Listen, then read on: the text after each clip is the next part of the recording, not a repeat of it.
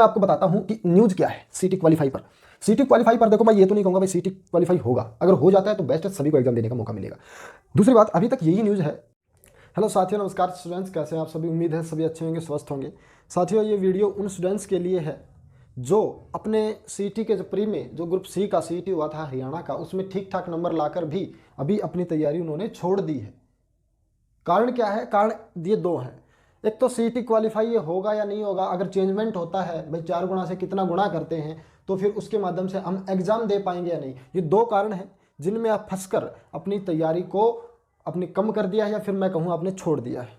और ये सबसे बड़ी दिक्कत है, क्योंकि आप जानते हैं 2023 नौकरियों का साल है, जॉब का साल है। इसके बाद 3-4 साल भूल जाना, और इतना समय आपके पास भी नहीं है और किसी के पास भी नहीं है।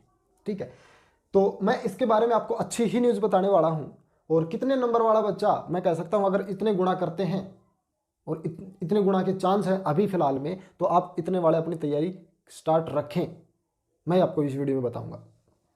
देखो, आप सभी जानते हैं, ठीक है, सीटी का जो मेंस का एग्ज़ाम होना है, आप जानते हैं ग्रुप डी का जो एग्ज़ाम है वो अभी कुछ महीने डिले हो चुका है।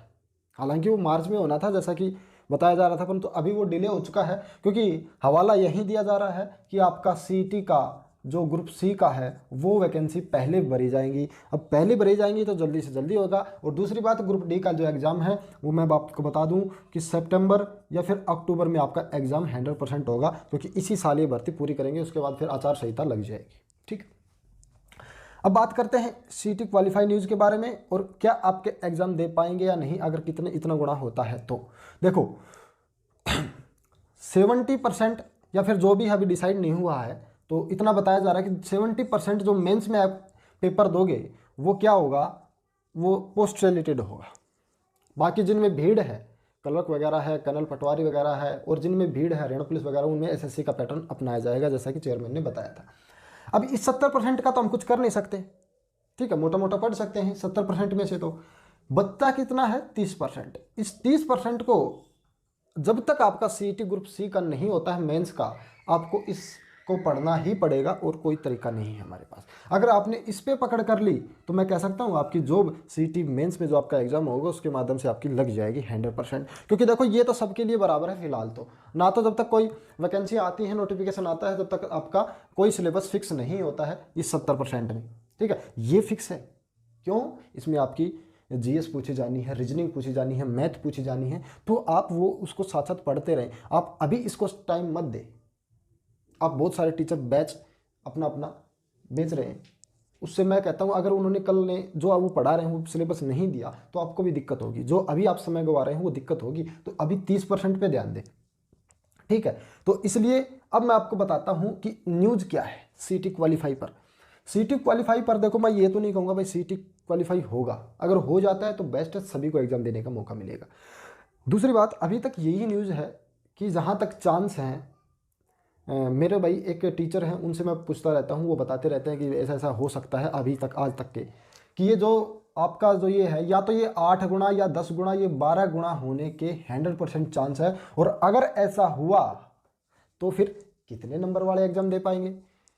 तो जो 60 के अराउंड है, ठीक है, 60 प्लस माइनस, ठीक है, 60 से कम और ज़्यादा, ठीक है, 60 से कम 2-4 नंबर कम और 2-4 नंबर ज़्यादा, ज़्यादा तो नहीं कहूँगा, कम ही कहूँगा। ठीक है, ये माइनस मैंने लगा दिया है। या फिर मैं कहूँ, देखो जिनमें भीड़ है वो एग्ज़ाम कौन से हैं? वो क्लर्क वगैरह है, हरियाणा पुलिस का एग्ज़ाम है, कर्नल पटवारी का है, ग्राम सचिव का है। इन एग्ज़ाम्स के लिए मैं कह सकता हूँ अभी तक तो जो टॉपर की बात कर रहे थे 4 गुना के हिसाब से, पहले हमने जितने भी वीडियो बनाई, परंतु अभी अगर ऐसा होता है, इतने गुना होता है, मल्टीप्लाई में मैं लेके देता हूँ, तो फिर मैं कह सकता हूँ 55 प्लस वाले का नंबर आ सकता है। तो जिसके 60 अराउंड जिसके नंबर है 60 से 2-4 नंबर कम है, वो अपनी तैयारी साथ साथ रखें।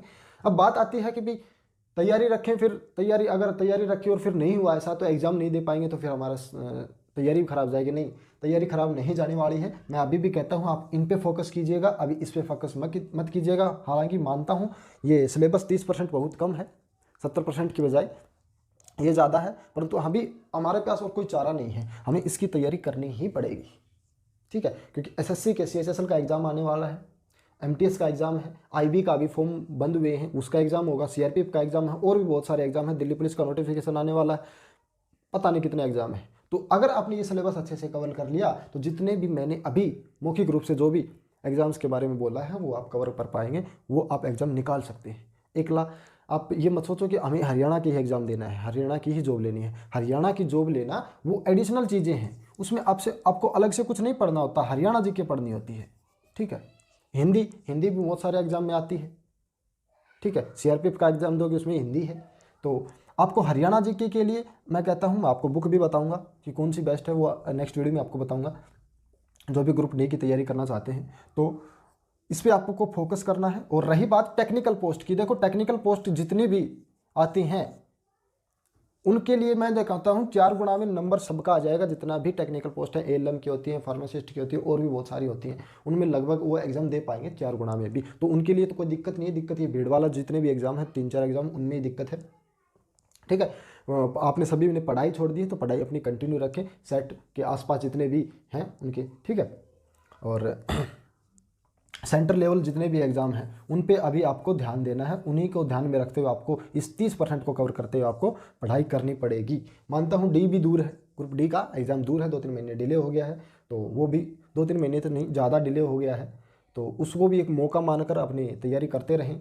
और यही सब बातें मैं आपको बताने वाला था कि अपनी तैयारी ना छोड़ें, क्योंकि देखो हमारा दिक्कत क्या है, हमारी जॉब इसलिए नहीं लगती क्योंकि हम जब हमारा एडमिट कार्ड आता है या फिर कोई ये होता है कि डेट फिक्स हो गई, तब हम जाके पढ़ते हैं और उसमें हमारा एग्ज़ाम होता नहीं। यही हमारी दिक्कत है, कंटिन्यू हम बनाते नहीं कंटिन्यूटी।